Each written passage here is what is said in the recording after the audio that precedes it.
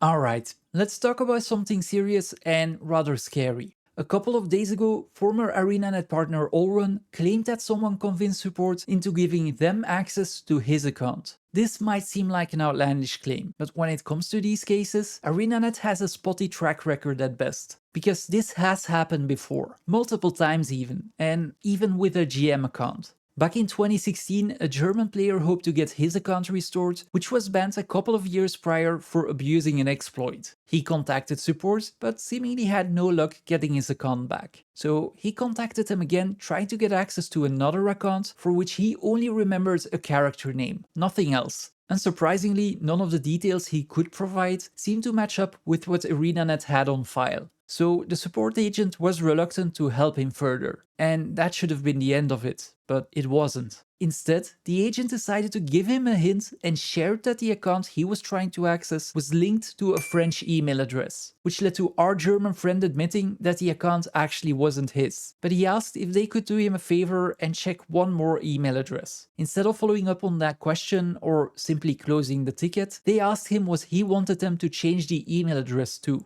Let me reiterate, they asked him what email address he wanted an account that was not his, of which he only knew a single character name, for which he could provide none of the details, and for which they themselves provided part of the email address to be changed to. And it worked. He was in and he kept the account for himself. And this is where the story actually gets wild. The player wanted to see if he just discovers a reusable loophole, a glitch of some sort, one that would grant him access to any account he could think of. So he tried again, and he decided to try with an account of a player that he knew was inactive. So he picked White Wasabi, a very well-known player who was one of the richest in the original game and part of Zealots of Shiver Peak, the very first guild ever created back in 2003. And he got access again. I don't have any of the back and forth between the German player and customer support, but Massively OP investigated his claims and they said he provided a receipt. It turns out he knew nothing more than a few character and guild names and provided them with a made-up birthday and address. ANET later classified this as social engineering, but I would dare say that that is a very generous interpretation. This seems more like proper protocols aren't being followed by an employee. Our player kept trying after this and managed to get access to various accounts, often with a different spin on the same method. In one instance, he was asked to provide a CD key, so he sent in an old trial key he had laying around, and he got access again. In another, he failed to provide any actual information, so he decided to call off his quest. But to his surprise, he was still sent a reset link a couple of minutes later. He also admitted to often using character names in the contact form instead of a real name, leading to some funny situations, such as him being addressed as Mr. Legends by customer support. When interviewed by Massively OP, he also mentioned scraping various wikis and fan sites for information, and that for foreign player accounts, writing in broken English also seemed to help. From what we know, he did not sell any of the accounts or any of the items, but after a while he decided to post his findings to Reddit, trying to warn other players of this massive security risk. And Michael Henninger, a GM and support lead at the time, replied that he didn't believe any of the claims and he asked for a ticket number as proof. The player obliged, and Henninger responded by saying that the final note in the ticket actually denied access to an account. Which was true, but that was after the support agent had already handed over 2 other accounts. After this, Henninger stopped responding to the thread. Our friend hoped that this Reddit thread would force ArenaNet's hand and get them to fix this vulnerability, but they didn't. So he decided to make one more move. A move so big, no one would be able to ignore it. Not the players, and definitely not ArenaNet. He contacted support again, trying to get access to the GM account of Gail Gray, a beloved community figure who at that time was active at ArenaNet. She managed to establish a close link with many of the players as community relations before she moved on to becoming a support lead herself. And he got access to the account again. This time, he did provide some factual information, such as a correct birthday, phone, and even an address, which he apparently all found in the white pages, and the address wasn't even the billing address linked to the account. To make it blatantly obvious that the account was hacked, he decided to delete loot, distributed festival hats to a crowd, and he made sure to use foul language. Something you wouldn't expect coming from a GM, especially not on a GM account.